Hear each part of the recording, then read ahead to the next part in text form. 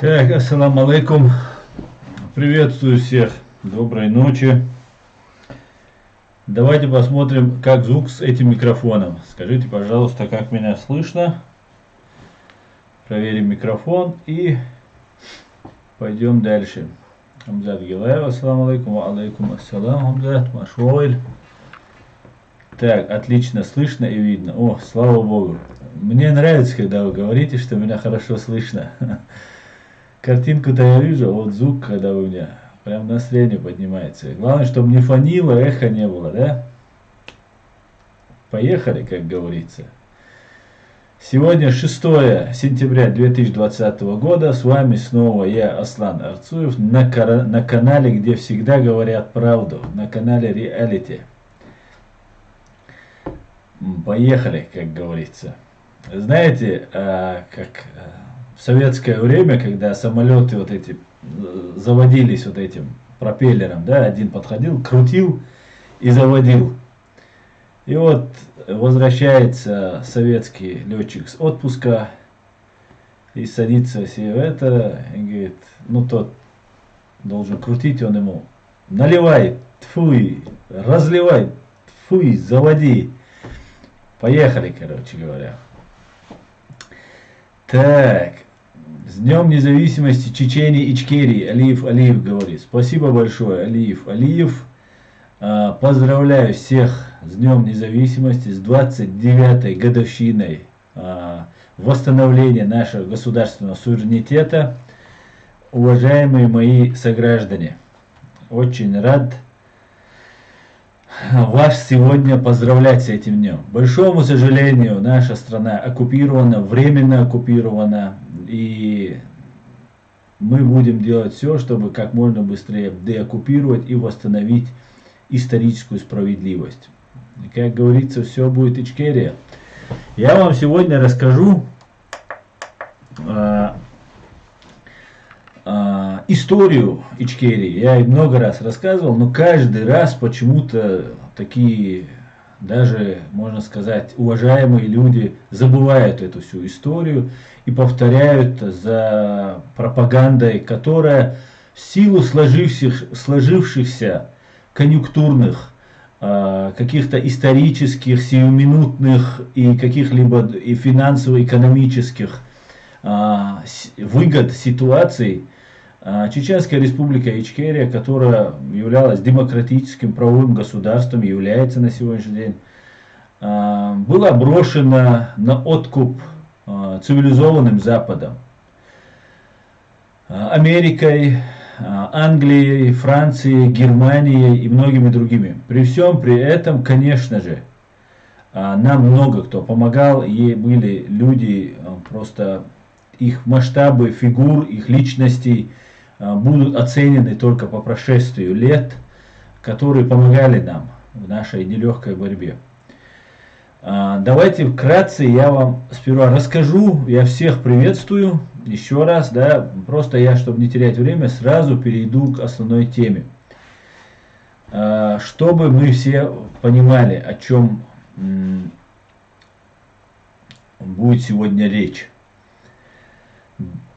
Итак, многие нам рассказывают, что Крым это часть Украины, страны такой. Украина это такое независимое государство. А Чеченская республика это внутреннее дело России. Я могу любому человеку доказать, и не только я это могу сделать, мы много раз доказывали, на пальцах объясняли, но при всем при этом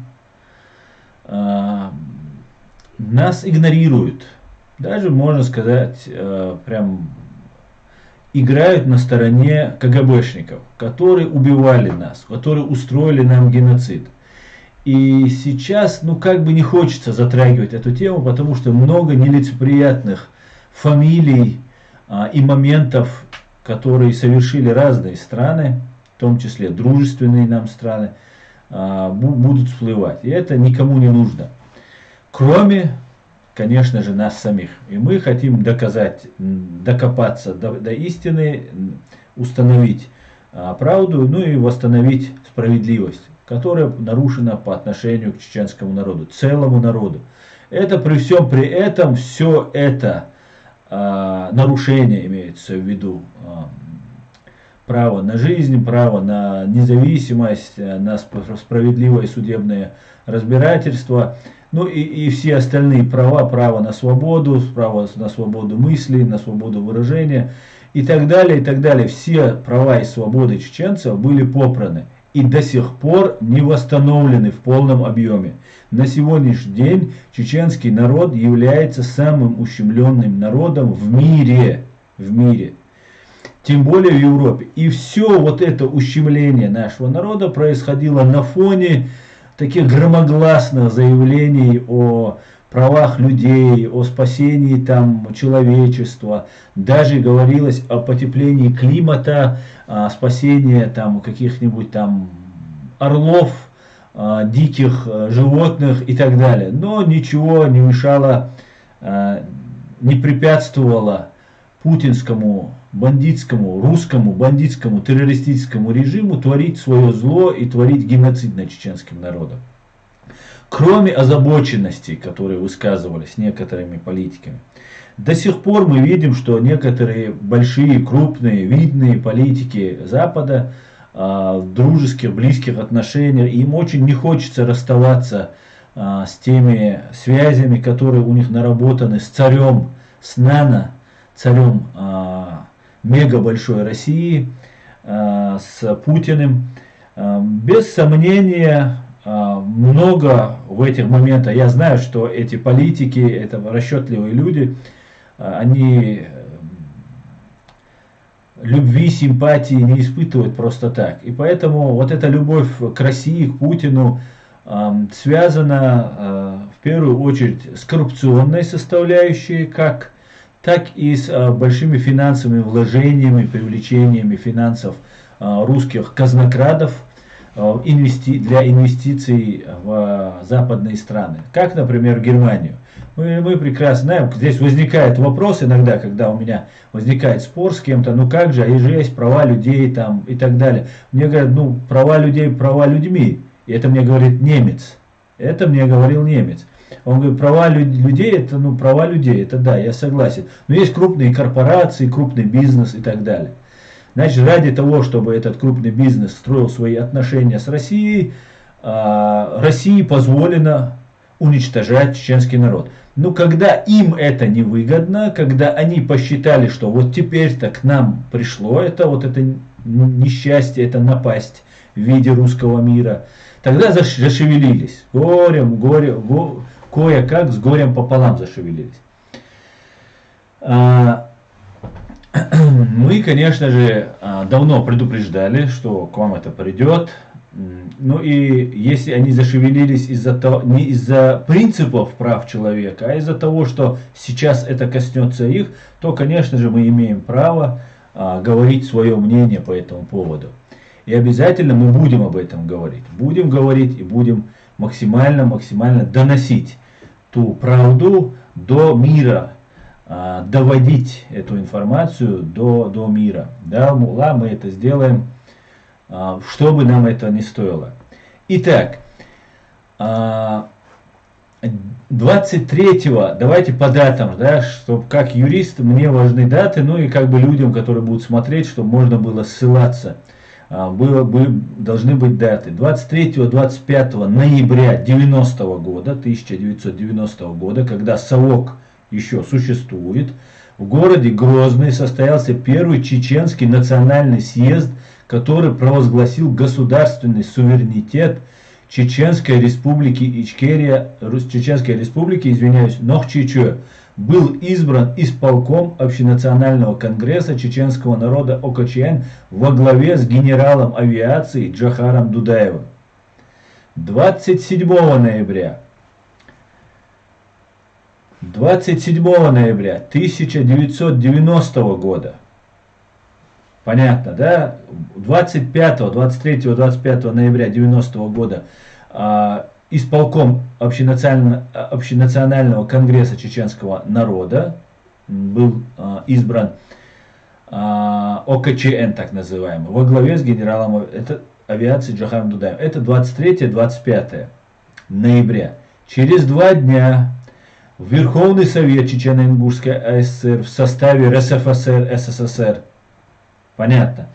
Верховный Совет Чечено-Ингушской АССР, основываясь на решении Первого съезда чеченского народа, принимает декларацию о государственном суверенитете Чечено-Ингушской республики. Когда 27 ноября 90 года принимается вот эта декларация о суверенитете Чечено-Ингушской республики, теряются АСС теряется. Автономная Советская Социалистическая Республика выпадает из названия. Чечено-Ингушская Автономная Советская Социалистическая Республика становится просто Чечено-Ингушской Республикой. Без автономной, без советской и без социалистической. Понятно.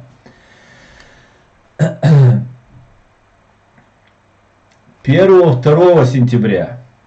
Так, теперь дальше переходим к следующему моменту, который важно здесь вам показать. Здесь я перейду на видео. Это видео я сделал по данным, которые были в открытом источнике. И давайте я вам сейчас покажу это видео. Одну минутку.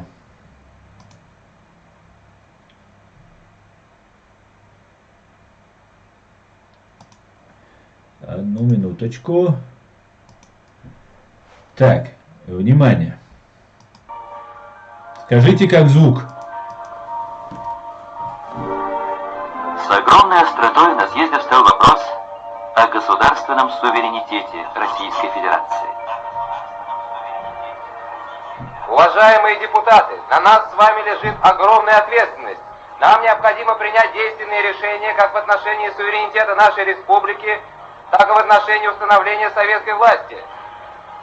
Мы должны здесь, на первом съезде, заявить, что развитие политического процесса в России пойдет через суверенитет народа. Чеченцам пришлось драться за жизнь. Россия готовила новый геноцид чеченцев под видом депортации. 12 июня. Надо тут напомнить, обязательно нужно это напомнить, этому есть доказательства, об этом неоднократно говорили наши официальные лица, в том числе президент Чеченской Республики Джохар Дудаев, о том, что реально готовился переселение, депортация чеченцев готовилась, но об этом попозже. 1990 года Верховный Совет Российской Советской Федеративной Социалистической Республики принял декларацию о государственном суверенитете РСФСР, в которой впервые широко обнародовано о правах колониальных народов СССР на свой суверенитет и независимость. Согласно положению этой декларации, преамбула, а также часть 4 и 5 автономным республикам, в свое время насильственно присоединенным к РСФСР в советский период, теперь давали широкие права, в том числе вплоть до провозглашения своего суверенитета и построения своего независимого государственного образования. То есть фактически предоставлялось даже право изменить свой колониальный статус Российской империи, именуемой СССР. Сие значило, что Верховный Совет РСФСР признавал суверенитет любой нации, пожелавшей этого. В строгом соответствии с Ельциновской декларацией легитимный на тот период высший законодательный орган Чечено-Ингушской автономной Советской Социалистической Республики, Верховный Совет ЧССР во главе с его тогдашним председателем, первым секретарем Чечено-Ингушского рискома КПСС товарищем Доку Гафуровичем Завгаевым. 27 ноября 1990 года упраздняет статус автономности, советскости и социалистичности, преобразовывая Чечено-Ингушетию в новое государственное образование союзного статуса Чечено-Ингушская республика и провозглашает акт о государственном суверенитете Чечено-Ингушской республики, утвержденный впоследствии Верховным Советом РСФСР, высшим российским законодательным и легитимным органом того времени. Смотреть ведомости Верховный Совет РСФСР 1990-91 годы. Этими действиями Завгаев и депутаты возглавляемого им Верховного Совета Чечено-Ингушской Республики вызвали к себе, с одной стороны, огромное уважение среди коренного населения республики, заработали в народе высочайший авторитет новой войнавской власти, но с другой стороны были занесены в черный список истребительного окружения Горбачева. Справедливости ради надо сказать, что генерал советской армии Джохар Дудаев продолжал в это время нести государственную военную службу в одной из прибалтийских частей стратегической авиации Министерства обороны СССР. Первое. Разрешение на... Итак, остановимся на этом. В момент провозглашения независимости Чечено-Ингушской Республики, которая была проведена в соответствии с действующим советским законодательством, а также в соответствии с международным правом. Если Чеченская Республика не является независимым субъектом, союзным уже на тот период времени, и потом уже не становится субъектом международного права, то также не является независимым субъектом международного права Украина, Россия, Казахстан и все остальные. Мы в соответствии получали независимость в соответствии с теми же законами и нормативными актами, с которыми получала независимость Украина, Россия и так далее. Как же мы оказались в составе Российской Федерации? Мы оказались в составе Российской Федерации незаконно, не проведя референдум, не спросив нас, Чеченскую Республику, которая не принимала участие в выборах президента Российской Федерации, которая не принимала участие в приватизации, которая не выставляла никаких своих наблюдателей и не проводила у себя выборы или же какие-нибудь референдумы, которые связаны с Российской Федерацией. Российская Федерация незаконно в 1993 году, в декабре, через 1,5 года после принятия нашей Конституции, то есть наша Конституция принята 12 марта 1992 года, Российская Конституция принята в декабре 1993 года, то есть через 1,5 года.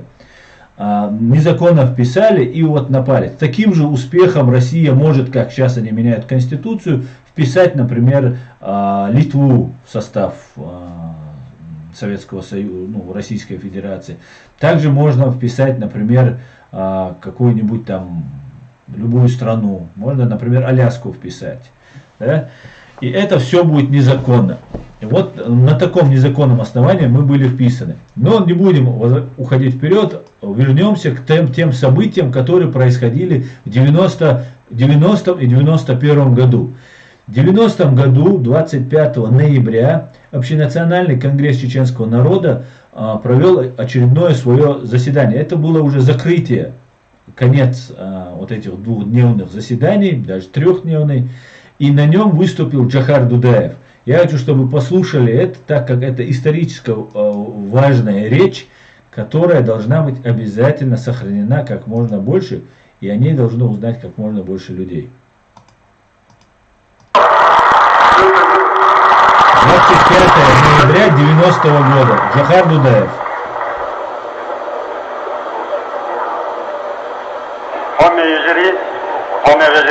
Дорогие братья и сестры, уважаемые товарищи, дорогие наши гости.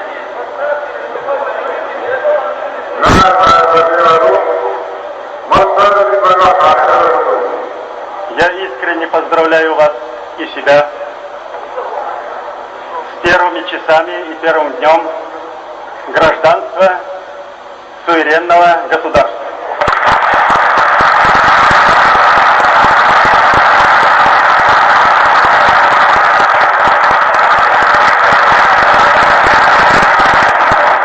Декларация принята, и я при полном убеждении, что если даже у кого-то появится мысль противиться этому, то это будет потенциальный противник нашего народа.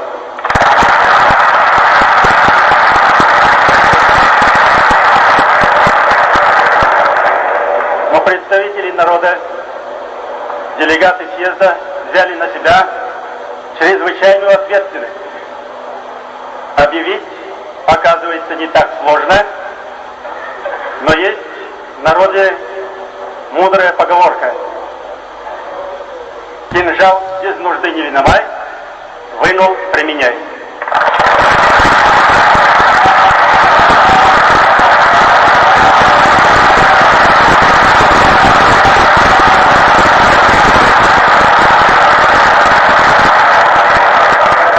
Кинжал обнажен. Теперь нам надо подумать, как обустроить суверенное государство. Это чрезвычайно ответственный и сложный процесс. И хотел бы предостеречь соотечественников, что самый опасный период возможных провокаций, лишения разума отдельных людей, доводящих до кровопролития, именно наступает сейчас. Для этого есть достаточные силы. Здесь выступающий молодой человек выразил как опасность ввода танков. Танк не опасен, он виден, под него можно лечь, с гранатами взорвать.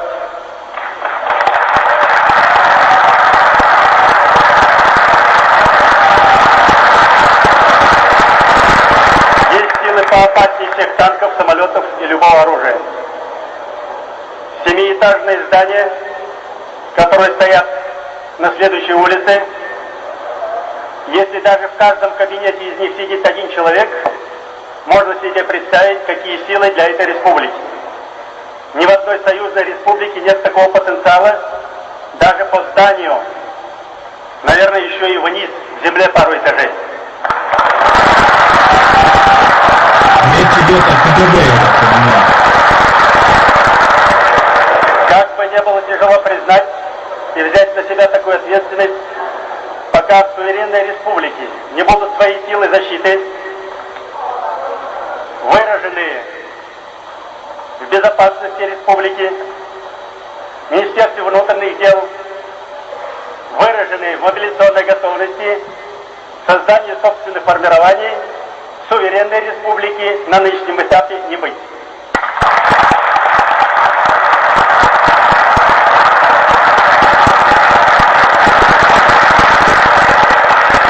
Это подтверждает ход событий, развернувшейся борьбы во всех регионах. И, как здесь было сказано, теперь надо действовать и помощи извне не ждать.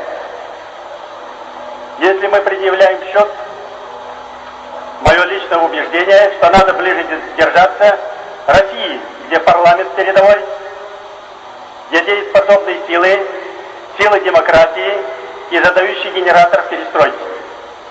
Союзному ведомству предъявить все счета, о которых мы говорим, по ущербу, который понес наш малый, бедный народ на этой земле.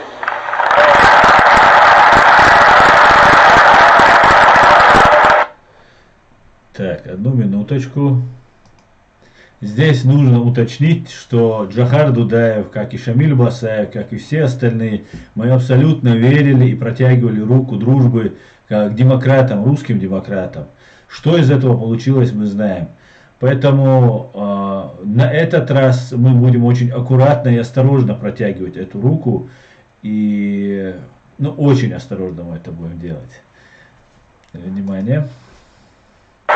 Благополучие, которое сейчас относительно имеется в республике по сравнению с другими регионами, обеспечено, наверное, прежде всего гибкостью руководства, которому надо отдать должное, и не меньше мудрости народа.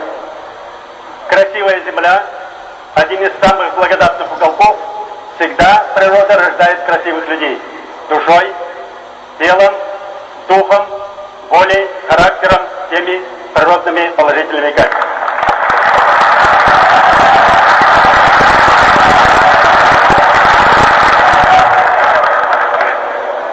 Когда много говорят, я попросил соотечественников не обращаться к славе прошлого. О них, об этой славе сказано лучшими людьми России и всех стран мира. Когда мы сами об этом много говорим, это значит, духовный потенциал нынешнего поколения иссяк.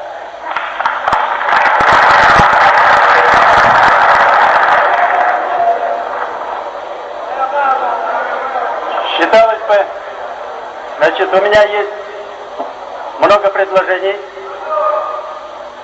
которые, если заинтересует оргкомитет, и при полном убеждении, если до сих пор были сомнения в возможности удержать демократию, создание правового государства, то молодые люди из состава оргкомитета, которые сумели в тягчайших условиях собрать съезд народа при высшей организации относительно нашего времени, то потенциал молодежи есть, силы есть. Остальные предложения по парламенту, если их заинтересует руководство и оргкомитет, я передам письменно. Спасибо за внимание, удачи и вперед! Удачи и вперед, господа. Удачи и вперед. Она нам не помешает, удача.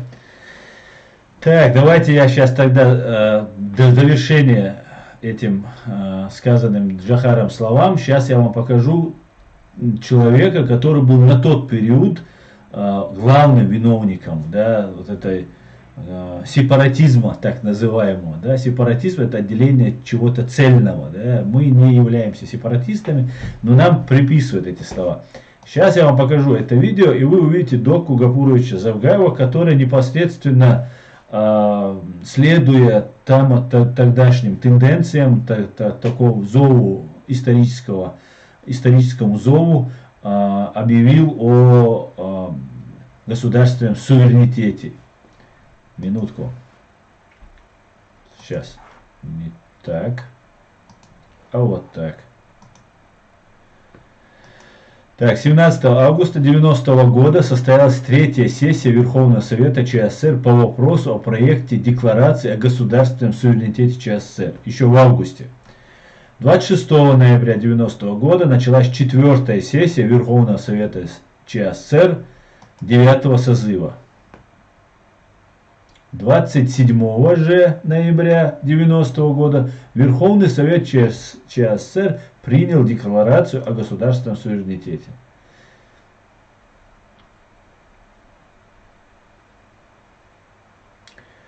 Дока Завгаев, председатель Верховного Совета ЧССР и первый секретарь Чечено-Ингушского обкома КПСС. На прошедшей сессии Верховного Совета нашей Республики принята декларация о государственном суверенитете Чечено-Ингушской Республики. Принятая декларация, как мы понимаем, создает объективные предпосылки к тому, чтобы духовно возрождался многонациональный народ Чечено-Ингушской Республики. Приняв декларацию, мы не допускаем и мысли о том, что это может привести в какой-то степени к самоизоляции от других народов. Жаркие споры разгорелись вокруг проекта декларации о государственном суверенитете и механизме народовластия. В городах и селах Чечено-Ингушетии прокатилась волна митингов. Избиратели недовольны тем, что сессия проходит при закрытых дверях, и на нее ограничен доступ журналистов. Радио и телевидение не транслируют работу сессии.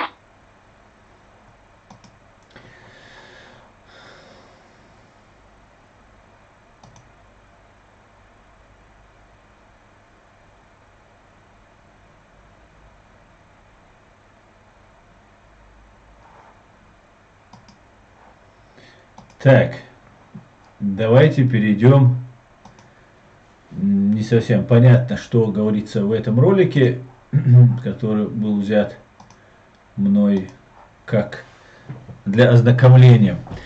Так, смотрите, что происходит. Мы провозглашаем, становимся сперва союзной республикой, и после этого в 1991 году, 6 сентября, исполкома АКЧН во главе Джохар Дудаевым берется под свой контроль основные политические и административные центры на территории Грозного и остальной части Чечни. Была прекращена деятельность Верховного Совета Чечено-Ингушской Республики, как утратившего свою легитимность.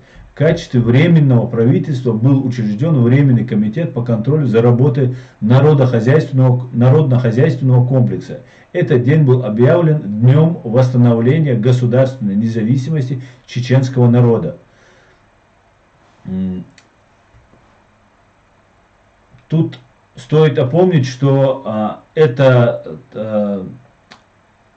захват или брать под контроль, да, вот эти административные и политические здания произошли бескровно.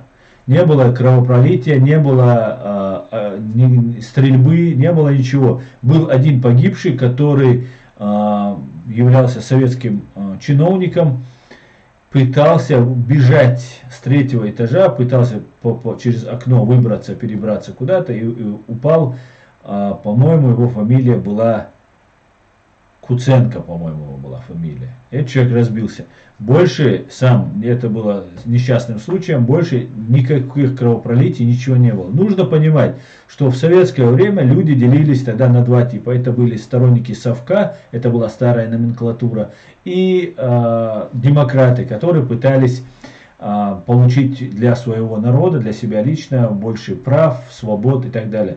И перейти в конце концов, от этой социалистической, нежизнеспособной государственного устройства в более развитое и жизнеустойчивое, жизнеспособное демократическое управление страной. На стороне демократов как раз выступал Джохар Дудаев и ОКЧН и все остальные. Так, если у вас есть какие-нибудь вопросы, замечания по этому поводу, я с удовольствием выслушаю.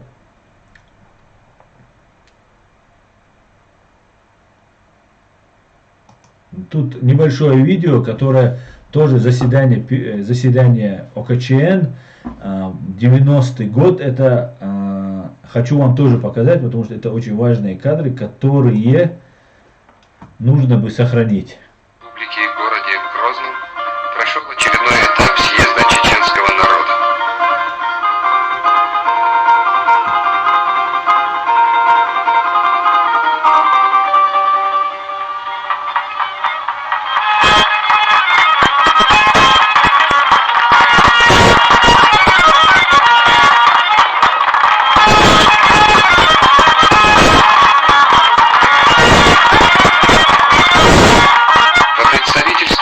Назвать Всемирным конгрессом чеченцев и ингушей, так как в работе съезда приняли участие гости из диаспоры, то есть граждане многих государств СНГ, Иордании, Турции, Сирии, других стран.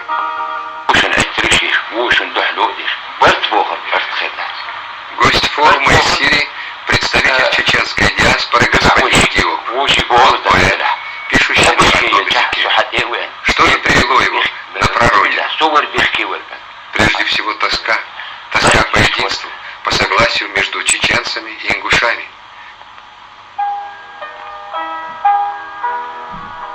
Собрание открыл председатель парламента республики Хусейн Ахмадов.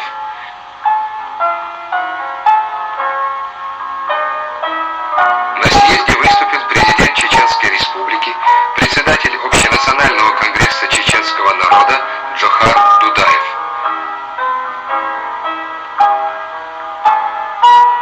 Он призвал сограждан к единству, духовному и нравственному очищению.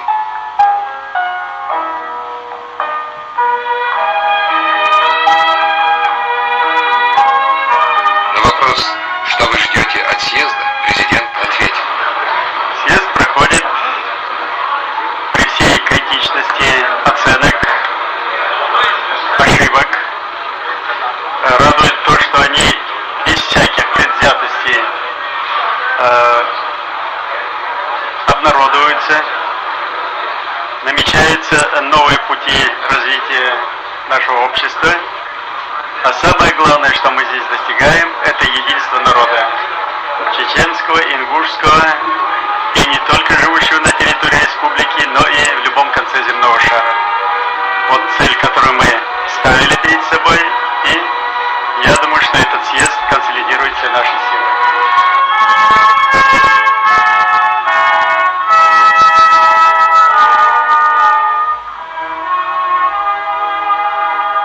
Будущее Чечни в единстве всех проживающих здесь народов. Эту мысль поддержали все выступавшие.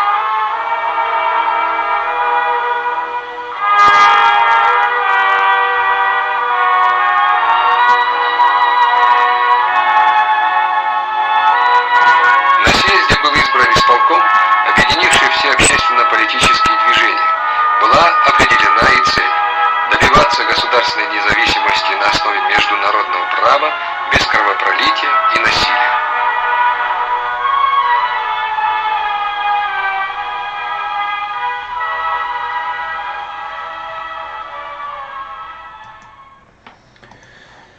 Так, в принципе, этих моментов более чем достаточно, чтобы понимать, что происходило на тот период времени. Но я раскопал еще одно видео, оно на английском языке, это тогда как раз иностранцы показывают у себя, да, вот, российские новости. И там слышен голос Завгаева, который говорит: я не буду вам это все показывать, я просто дам вам ссылку под видео, вы там сможете послушать, под самим видео вы сможете увидеть непосредственно вот это интересное, на мой взгляд, уникальное видео. Так, я как раз оставил эту ссылку, можно будет посмотреть при желании. Так, посмотрим, что вы говорите. Так, спасибо за эфир, говорит Роза Икачева, пожалуйста. Вольф, Александр Хачукаев, Анзорин. Так, Александр Ковальчук. Слава Ичкері, вітаю, святом, слава Україні. Героям слава, Александр, дякую.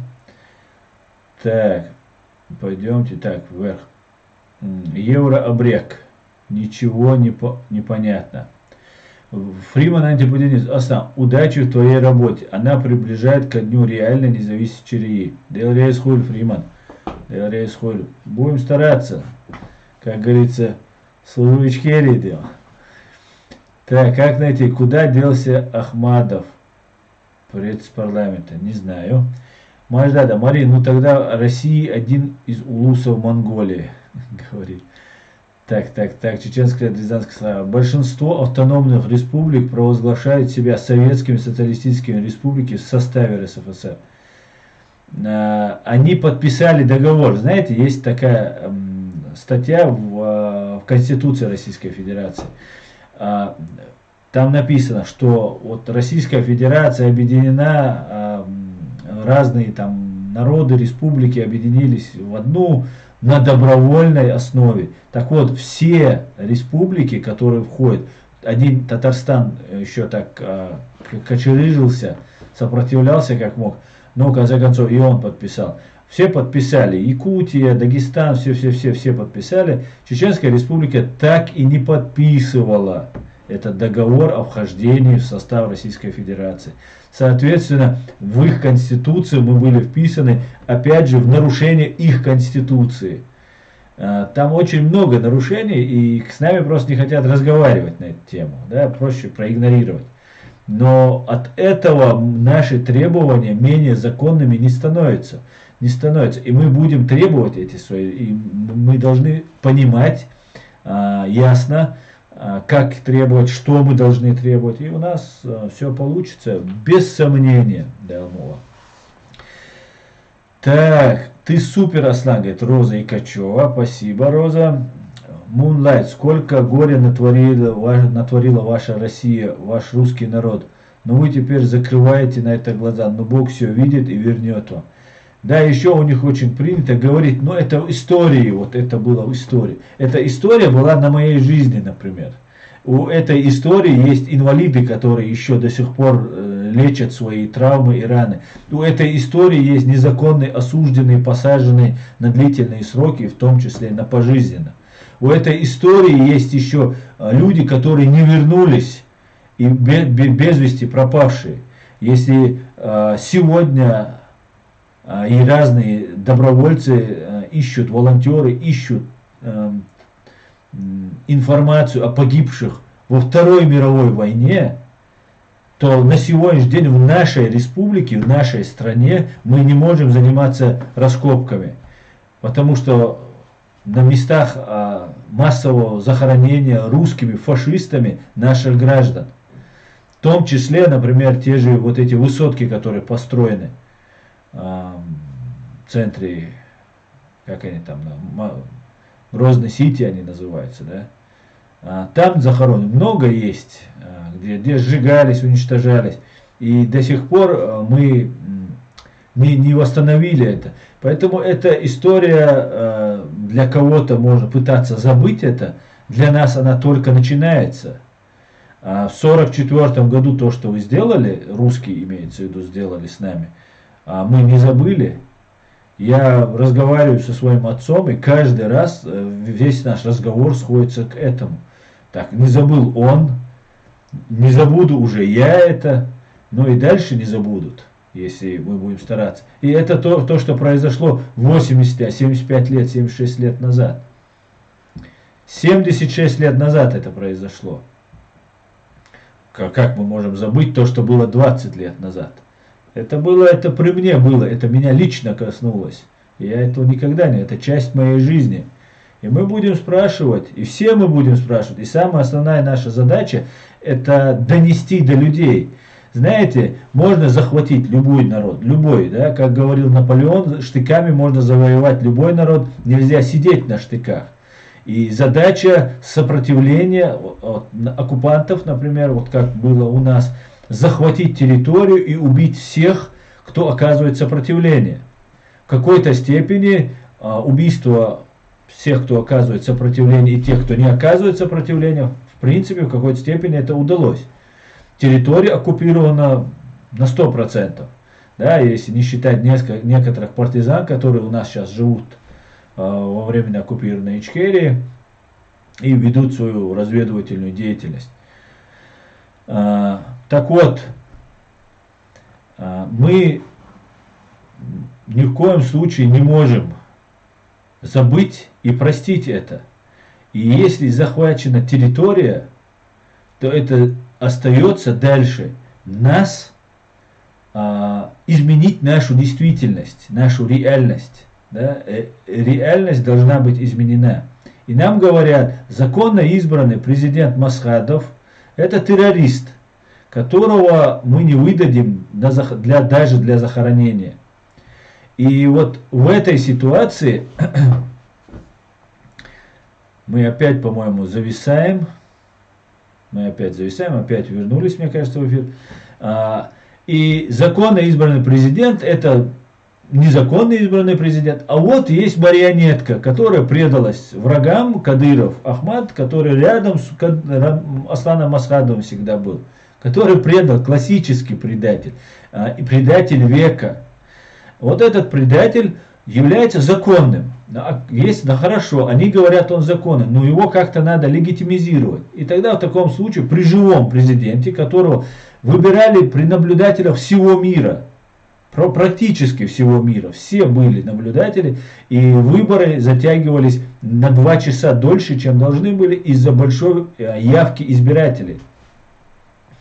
И вот надо этого президента, этого Кадырова сделать президентом и легитимизировать. И проводятся выборы. На этих выборах проводится референдум, потом проводятся эти выборы вместе, да, или раздельно, да, вместе это, по-моему, проводится. И на этих выборах принимают участие около 100 или 200 тысяч, или 300, сколько там они нагнали нам войск, оккупационный контингент голосует. Вы можете представить, у нас живет в Чеченской Республике, ну, допустим, там 500 тысяч, опять зависит, да? Ну, опять зависит. У нас, например, все, мы в эфире. У нас, например, в Чеченской Республике живет там 500 тысяч избирателей, имеется в виду, да, которые могут голосовать, которые могут прийти на выборы. И где-то 300-400 тысяч вам нагоняют оккупантов. Вот ваш народ не голосует, а голосуют за вас оккупанты, и 1, 2, 3, 5% тех, кто работает на оккупантов, да, преподносят Вот такой вот сюрприз. Так, опять зависли. А теперь отвисли. Ну все отлично. Поэтому Чеченская республика Ичкерия есть во веки веков, будет. Ни с кем его суверенитет. Там кто-то говорит, даже наши друзья и союзники могут нам сказать, вот, господа, ну, потенциальные друзья, потенциальные союзники, вот, Чеченской республики не существует. Хорошо, на каком основании? Скажите, на каком основании, кроме нефти и газа, которые вы получили у России, кроме тех ворованных денег, которые получили ваши чиновники, на каком основании Чеченская республика Ичкерия является частью фашистской террористической России? Вот один единственный вопрос. Скажите, на каком основании? Если основание то, что вписали в Конституцию, незаконно в соответствии с этой же Конституцией. Так как в вашей Конституции указано, что мы должны быть вписаны туда, мы туда вошли на добровольном основании. Добровольно мы не входили.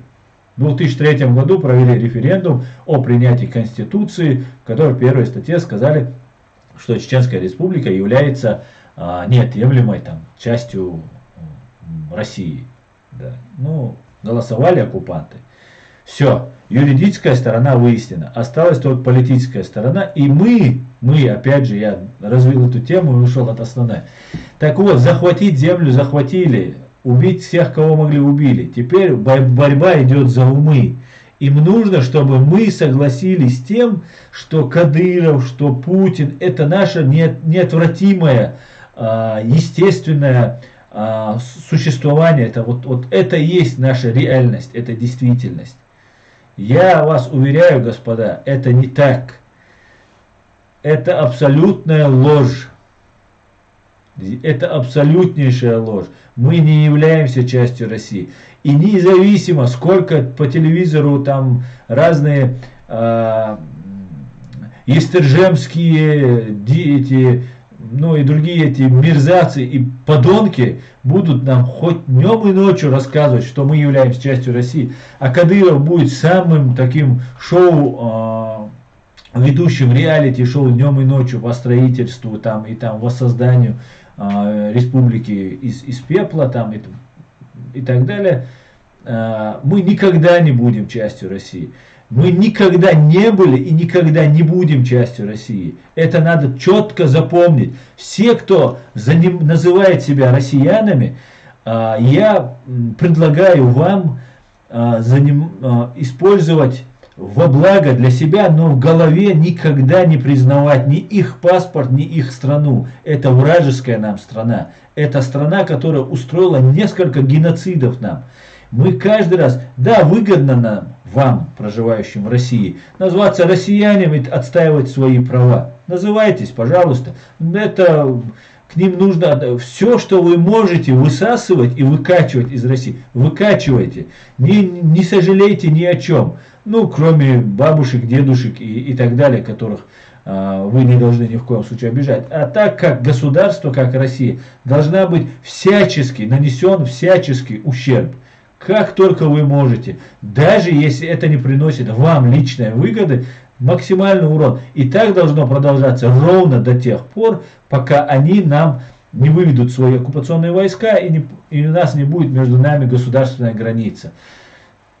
Поэтому берите, ну, делайте все, что можете, господа. Делайте все, что можете. В этой битве за умы мы победим. Потому что правда, она всегда восторжествует. Все, вот Ичкерия. Так, пойдемте дальше.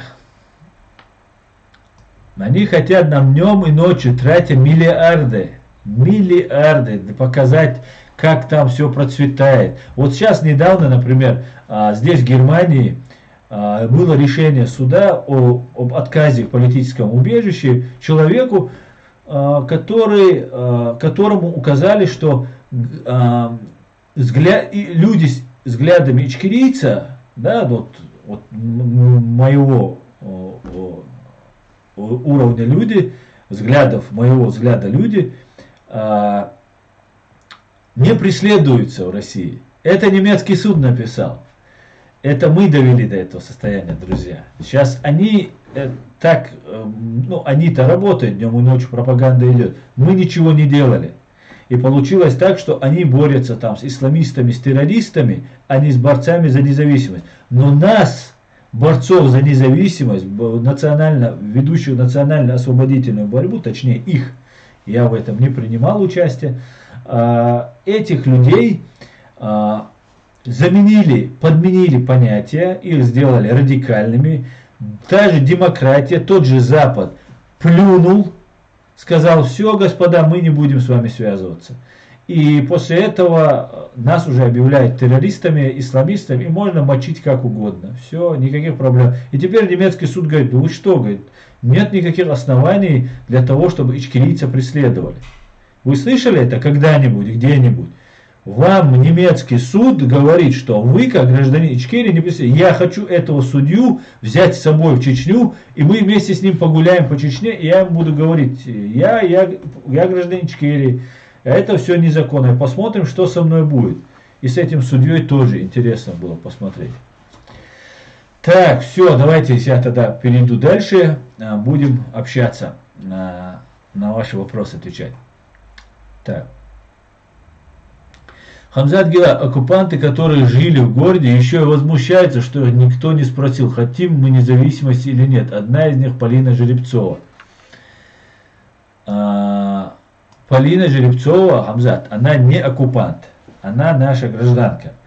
Другое дело то, что она может хотеть быть в составе России.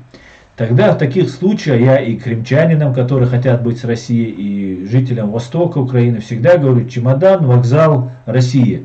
Любой человек, который не хочет жить независимо от кого-либо в моей стране, может уехать в любую другую страну. Даже, может быть, мы им окажем помощь, таким людям. Ну, уже Полина Жеребцова, она уехала. Если она так говорит, Полина Жеребцова, конечно же, это называется коллаборационизм.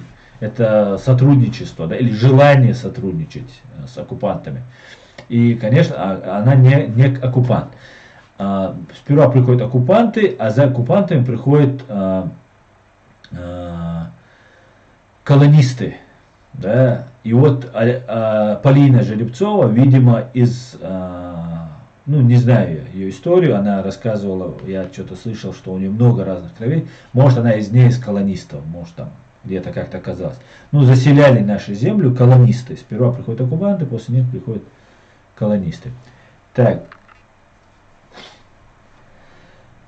Как найти? Есть, мы считаем Рашку фашистской страной, и это же вдалбливаем своим детям. Это самое верное, как найти. Мы должны вдолбить нашим детям, что Россия — это террористическое, бандитское государство. Во-первых, все юридические основания для нашего государства у нас имеются. И во-вторых, мы должны обязательно детям и всем, кого мы можем, донести до кого можем, донести до них, что Путин взрывал с Патрушева, взрывал в 1999 году своих женщин, детей и стариков.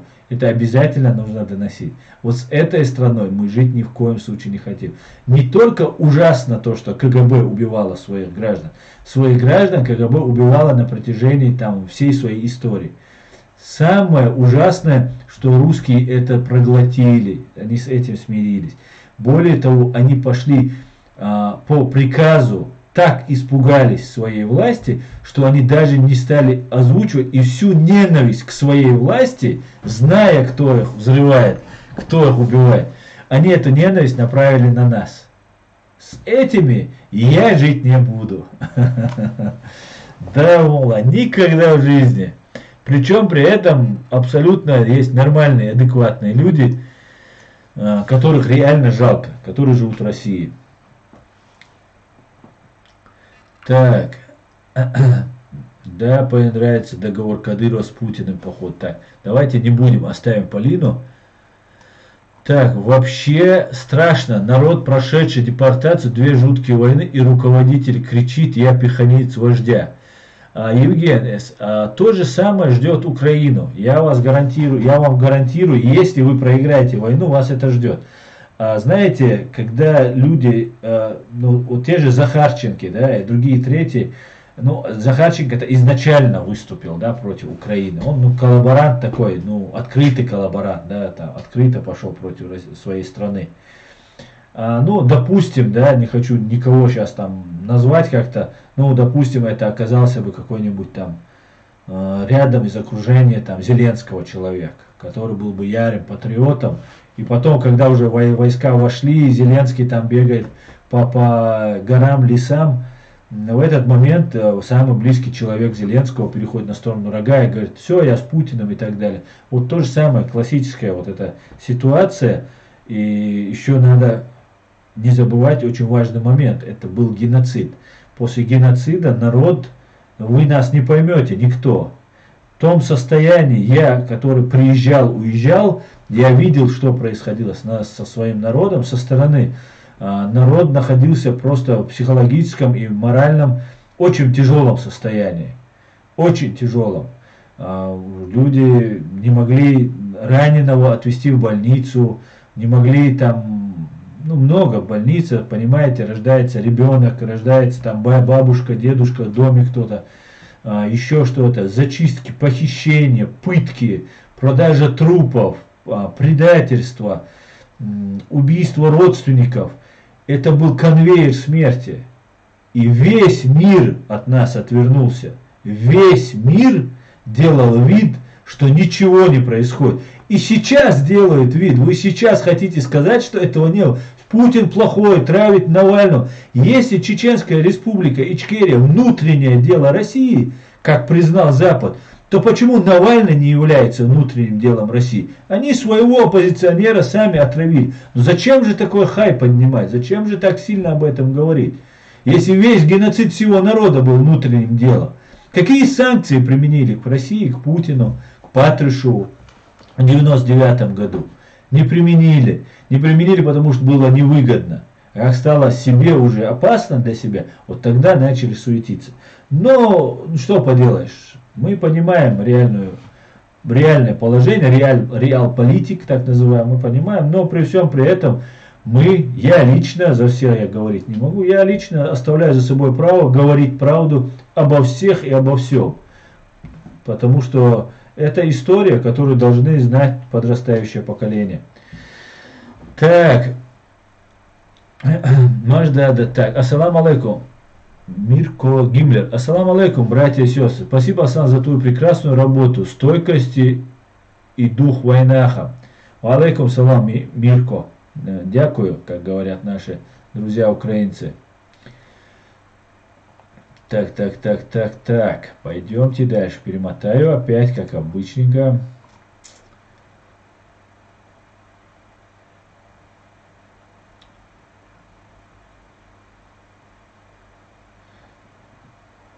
Фриман антипутинизм. Русские, сотворившие массовые злодеяния против других народов, одни ни в чем не виноваты, а другие не виноваты во всем. Да, совершенно верно.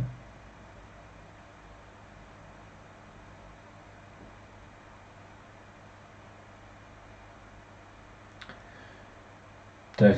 Да, оставьте Полину, друзья. Полина имеет свое право, она ничего не делала против нашей страны. Если вы не согласны с ней, выходите с ней и говорите. Так, и Бог Оса, говорит Чечня, не Россия, Асан. Да, и Бог Оса, это невероятно. Это невероятно. Будем заниматься этим вопросом. Гиркин, сволочь, убивал людей в единого, говорит Уилпесен Культа. Да, совершенно верно. Так, чеченский след Рязанский сахар. В Беслане Путлер убил людей так же, как в Нордосте, так же, как граждан России в сентябре 1999 года, так же, как сотни тысяч граждан Чеченской республики Ичкерия. Масхадов не имеет права на слово, говорил Путлер. Цитирует Путлера, чеченский след Рязанский сахар. Так, Дима Биман. Да, Аслан, так устроено большинство людей. Равнодушие, трусость – основные качества людей. Да, Дима, большому сожалению, это так. Но времена меняются. И самое хорошо в истории, то, что история не стоит на месте. Все меняется. Мы могли представить буквально там несколько лет назад, что Путин, как крыса, точнее бешеная крыса, будет сидеть в бункере и бояться вылезти оттуда. Мы могли это представить? Не могли. Вот видите как все меняется. Ситуация будет только усугубляться у России, и, соответственно, будет улучшаться у нас, у чеченцев. Мы должны восстановить свои права, чтобы все восстановилось и стало как прежде. Но для этого нам нужно, конечно же, еще немного сформироваться. Так, еще один важный момент.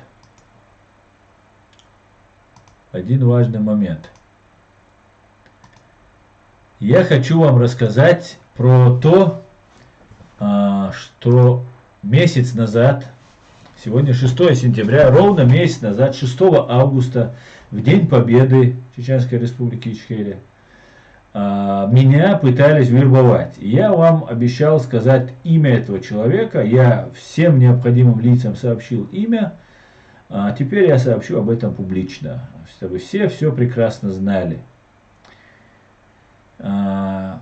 Итак, я расскажу чуть сокращенно, все у меня в записи имеется, сокращенно я вам сообщу разговор, который произошел у меня с человеком, который меня вербовал на работу российских спецслужб.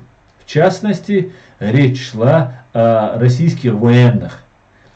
Там произносилась фамилия Саидмагомеда Какиева, работника российских спецслужб, и другие имена.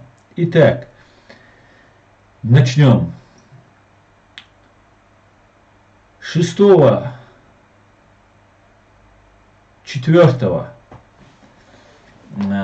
августа со мной связался человек, которого зовут Нашхо Эльдаров, и предложил мне взять его в машину, когда мы будем ехать в Страсбург. Мы из Гамбурга должны были поехать в Страсбург. По пути мы должны были забрать этого человека. Я сказал, хорошо, у нас будет место, у нас было 4 человек. Мы взяли этого человека с собой. 4-м. Доехали мы туда, побыли там, и весь день по дороге общались, обратно общались. Вот этот Нашхо Эльдаров, это тот человек, который вербовал меня, пытался вербовать меня для работы на российские спецслужбы. Одну минутку.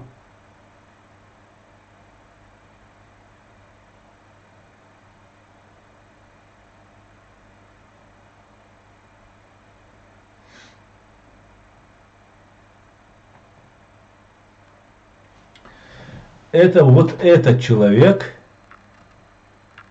Нашхо Эльдаров, как он представляется, вербовал меня для работы на российские спецслужбы. Разговор начался с того, что он знает наверняка о том, что они точно узнают, что я работаю на Ми-6, и что я должен теперь работать и на них. Я хотел узнать, о чем человек. Я сперва, во-первых, в начале, когда разговор вообще начинался, мне показалось это шуткой. Но потом, когда уже речь о Ми-6 зашла речь о том, чтобы я выслеживал украинцев, с которыми очень много общаюсь, и так далее. Я понял, что человек не шутит. И я начал дальше с ним общаться, поддерживать разговор, и мы начали продолжать общение. Да, Владимир Рабинович, кстати, Бонд был он. Он сказал, что у него, это его кликуха, или как его, агентская кликуха, Бонд у него, Бонд. Этот человек рассказал, что он работал еще во время войны с русскими, брал оружие у них, заходил на главную военную базу, где расположен отдел Какиева, заходил там, разговаривал с генералами русскими. что они ему давали вооружение и так далее. Он со своей группой, у него была самая хорошая форма у его товарищей, оружие самое лучшее. И он их на пальце вертел, он как бы он говорил, что он там типа какие-то свои дела делал. Ну и потихонечку речь пришла к тому, что мне нужно тоже начать работать с ними и так далее. Я сказал, ну а что мне нужно делать? Ну, как я вам сказал, мне нужно добывать информацию об украинцах. Я сказал, а что я за это буду иметь? И вот такой разговор у нас идет. Мне очень хотелось сказать, что да, я согласен, и чтобы получить побольше информации от него. Но так как я знал, что он тоже записывает, я подумал, что это будет лишний компромат для меня, и поэтому пришлось как бы не говорить да, и все равно пытаться выудить эту информацию. В процессе разговор надо понимать, я сидел за рулем, он сидел справа от меня, сзади сидели два наших товарища, которые спали, храпели. Ну, один часть разговора все равно слышал, тоже является свидетелем. Ну и вот 4 часа мы едем, где-то больше даже 4 часов мы едем, и все это время человек пытается всячески меня уговорить, начиная от комплиментов, предлагает мне машину, дачу, дом, деньги, зарплату. Я начинаю еще там расспрашивать, он меня о чем-то спрашивает, я ему отвечаю, и тут такой диалог идет. И в итоге мы приходим к тому, что человек явно склоняет и говорит, ты вот многое говоришь, многое делаешь, но вот я понял из его разговора, что вот я дал повод ему, что я готов сотрудничать, но почему-то вот сейчас я вот не сотрудничаю, что вот это неправильно там и так далее, и так далее. Мне нужно было, конечно, больше информации получить, и дальше общение продолжалось. И так продолжалось более 4 часов. Более 4 часов. Ну или около того. Потом мне предлагались, как я говорил ранее, женщины, потом предлагались разные другие блага. Я сказал, если я не буду работать, что мне будет? Я сказал, вы меня убьете? Он сказал, нет, он сказал. И сразу было понятно, что убьют. Депортируйте меня, что вы сделаете? Нет, просто твоя светлая голова, дословно, как он сказал, нам очень нужна. И через месяц ты придешь и будешь работать на нас, он сказал. Месяц прошел. Компромат, который у них есть на меня, не знаю, какой у них может быть на меня компромат, какой бы он ни был, я готов умереть, но не работать на фашистов и террористов из России. И вообще на фашистов и террористов. Поэтому я вам сообщаю, все люди, кто стоит с этим человеком, общается с этим человеком. Там очень много еще моментов, которые я изложил. Я сейчас не буду, чтобы он постоянно, говорит, меня смотрит, чтобы он всего узнал, на что я сделал акцент. Я изложил всем видным нашим руководителям об этой ситуации. Реакция не последовала должная, какая я посчитал.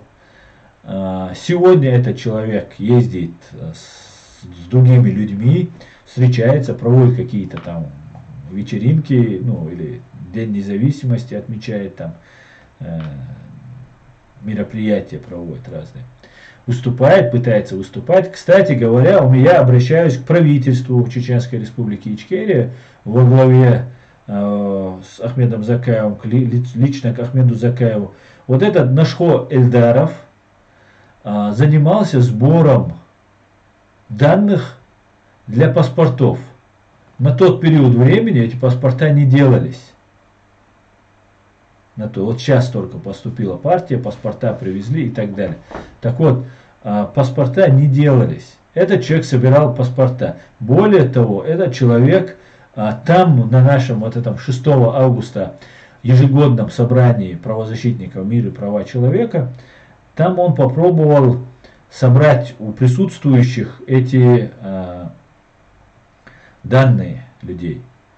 Я очень подозрительно отнесся к этой идее, так как человек немного искажал действительность, правду, и мне пришлось выступить и собрать данные у присутствующих. У него не получилось, хотя было бы это очень классически, да, приехать, собрать всех, кто там присутствовал, у них собрать данные, да, фамилии, имена, кому нужны паспорта и так далее, и потом еще завербовать меня.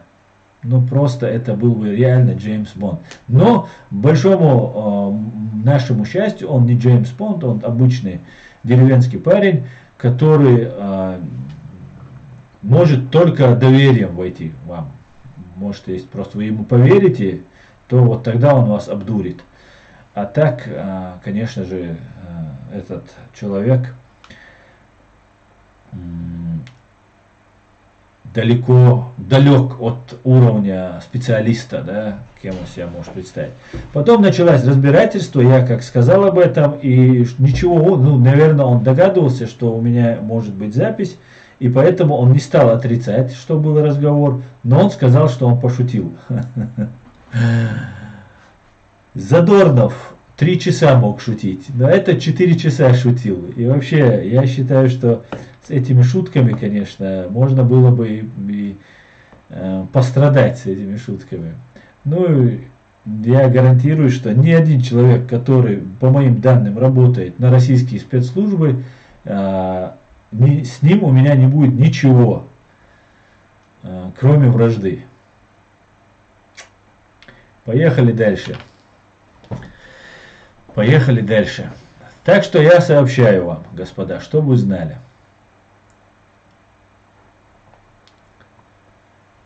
Так, Вильпесен Культ. Аслан, Миша, Дик Метти, Гюд, да, я меркет, Вильпес. Евгений, Аслан, подарю пару брит, а также обучение сна с 30 секунд, и он отдыхает. Нож не на. Я его вроде где-то на митинге видел. Да, он бывал на митинге. Да, он бывал и в Берне на митинге, и везде бывал. Так. Чеченский след, Рязанский сахар. Аслан, машина может быть заминирована. Может быть заминирована, да. Амзат Гилаев. Так, это не мне. Салам маршал Масарга Дебора. Делер салам маршал Хуйль. Хамзат Аджахари. Я вроде не слышал от нее плохого. Антирашизм. Интересно, Жова из Вены, который друг этого Нашхо, который пригласил его в Вену, завербован этим агентом дыркой, или он дурак? Не знаю. Антирашизмус. Маждада. Анзор — это вбросы российских пропагандонов. Так. Он на фоне флага Ичкерии на фото. Да, совершенно верно. Это ярый ичкериец. У него погибли родственники, племянники, как он говорит. Погибли, и это, в принципе, возможно, это так. Так, кстати говоря, этот человек, как он утверждал, да, как он мне показалось, проговорился в нашем разговоре, сказал, что на меня в Страсбурге, когда мы проводили это мероприятие, должно было быть подготовлено покушение, да, решение со мной вопроса. И он общается с Барт-Маршо, которые знали, что я туда приеду, и должны были со мной решить вопрос. Но потому что вот он приехал, и, видимо, ему нужно было меня завербовать, а не там побить, убить или еще что-то со мной сделать, они не приехали. Так он говорил. Еще много есть там моментов, которые есть, и которые я публично пока сообщать не буду, но необходимым компетентным органам Чеченской Республики Ичкерия и другим сообщено. Так. Евген. Аслан, давай тебя спрячем в Канаде. Там масса наших парней надежно. Дети, семья и так далее. Ну, собаки, москали. Спасибо большое, Евген. Обязательно этот вопрос мы обсудим. Пока необходимости нет. Спасибо большое. Так.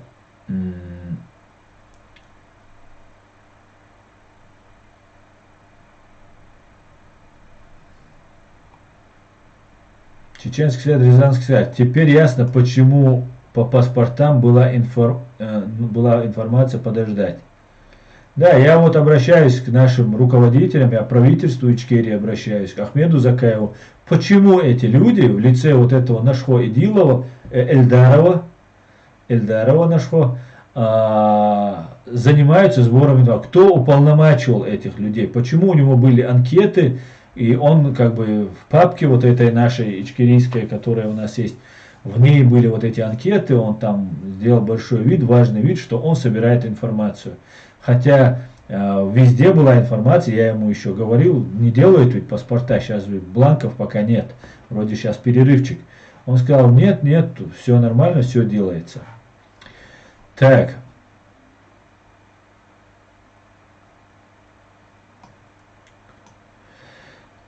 Так.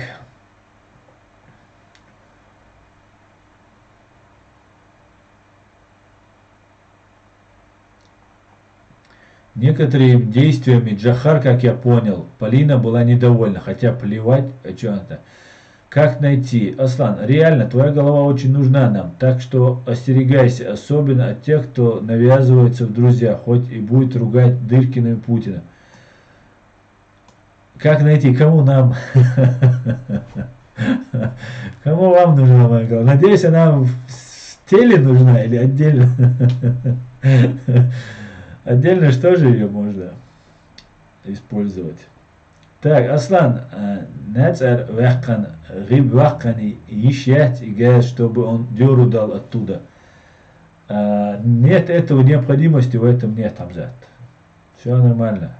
При желании можно было это все сделать там же. Просто в этом нет необходимости. New Horizon. Японцы протестовали против войны в Чечне в 1995 году. Говорит New Horizon. Да, совершенно верно, я видел. Ибрагим Аслан, никому не доверяй. Дал мула Ибрагим. Мождада, Задорнов смеялся над сбитым Боингом над Украиной российские наемники. Так. Чеченский, Рязанский сахар. Так убивали наших националистов.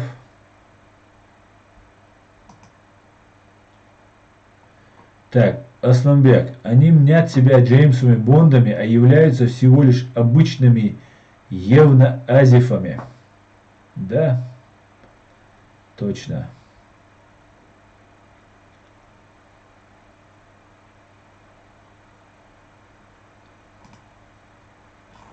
Так, давайте. Аслан, ну ты сказанул, конечно, нам для освобождения Ичкерии, но и далее тоже нужна твоя голова. Понятно, она для Ичкерии она имеется дело, больше ни для кого. Так. Сиган, Аслан, никогда не верь русским и их шавкам. Да, может быть, даже русскими можно поверить, но предателям, которые перешли на сторону против нас, им верить точно нельзя. Так, давайте тогда, у нас есть немного время, и что-то я вам хотел показать. У нас ведь сегодня День независимости. День независимости 3 года назад, по-моему, в 17 году, на Майдане был развернут самый большой флаг Ичкерии. И я вам хочу это показать. Это очень будет круто. Нет. Не так, а вот так.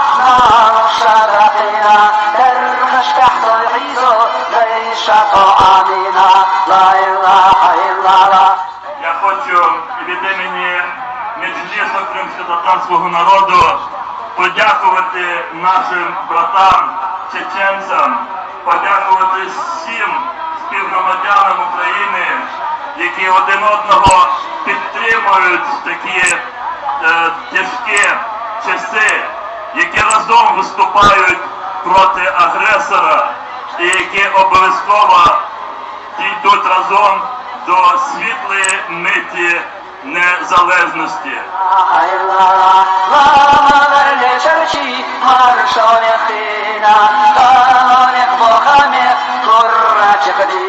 Весь август, начиная с 6 августа, он связан с историческими событиями, такими как взятие силами чеченского сопротивления города Грозного, оккупированного российскими властями, войсками вернее.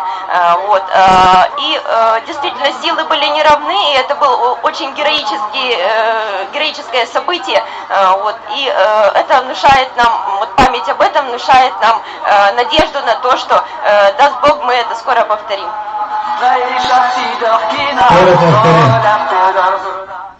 Скоро повторим, говорит наша прекрасная Амина. Повторим не то слово. Еще как повторим. Так. Это старое видео или сегодняшнее? Нет, это 3-летней давности видео. Это старое видео. Так. Сдавайся, Аслан, говорит, Фомикс. Не, чеченцы не сдаются. Так, чеченцы следует за Саха.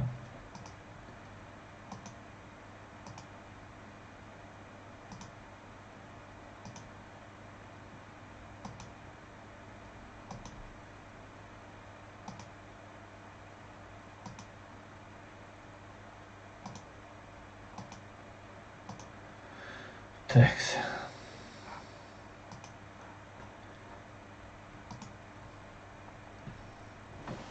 Так, у нас осталось 8 минут, 10 минут приблизительно, поэтому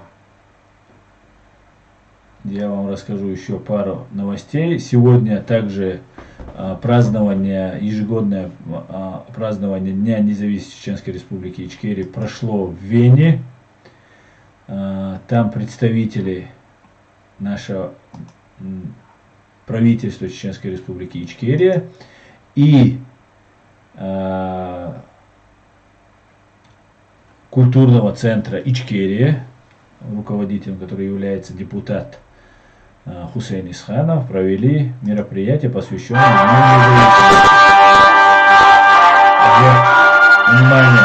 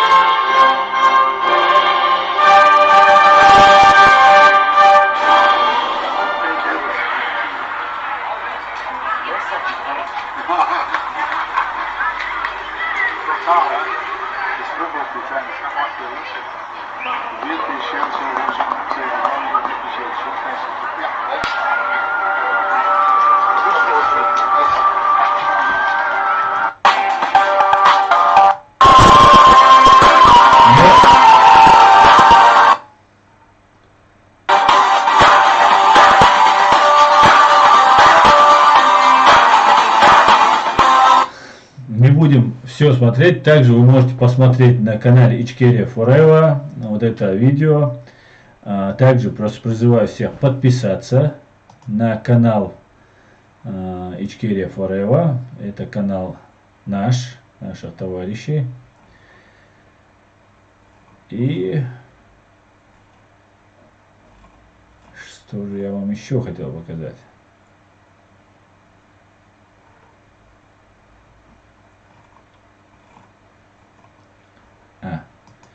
Все, что связано с нашей государственностью, атрибутами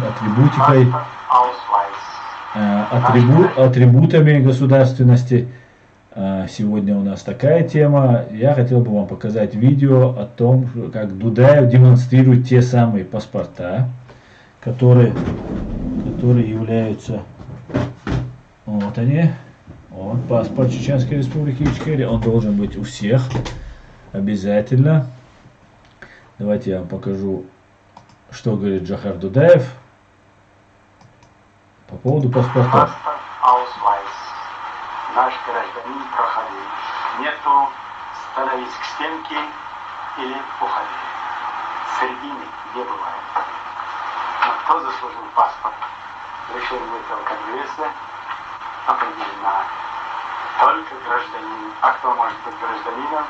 Только тот, который не подпадает под статью уголовную за преступление перед военновременным, перед собственным народом. Особо тщательно будет проводиться работа в отношении должностных лиц всех уровней, от самых высших инстанций до самых низких. Это только один из механизмов контроля деятельности граждан и ответственности должностных лиц на территории республики перед государством и народом. Первый шажок. А далее меры приняты. Я их сейчас не оглашаю. Все жестче будет осуществляться контроль. Если кто-нибудь думает, что он спрятался, как страус от опасности, голову засунув под себя, а то и в песок, выставив свое неприличное место, глубокое заблуждение. Перед народом надо будет отвечать всем. Перед народом отвечать придется всем. Всем, кто совершил преступление против своего государства, против своего народа, всем придется отвечать. И эти паспорта, которые вот у нас имеются, да, гражданство, не все будут получать это гражданство. Кто-то будет иметь паспорт не гражданина, кому-то вообще будет депорт, да, запрет въезд, а кто-то понесет уголовную ответственность. Господа, сейчас почитаю немного ваш комментарий, и на этом, я думаю, наш стрим можно уже заканчивать. Сегодня у нас такой официально государственный стрим был, связанный с нашей государственностью. Так, посмотрим, что вы мне тут понаписали.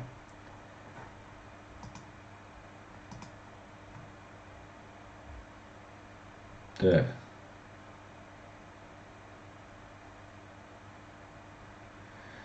Просто не ошибся ли ты, интересно было мне. Так, молодцы, так, это не мне. Ну, вот тут я смотрю между собой.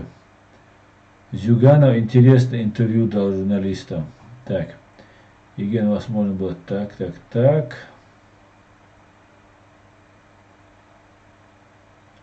Оштро ингуш магас войнах ингуш. Ассаламу алейкум салам. Оштро машоль. Бюстегал. Вольф. Хашу и бюстегал.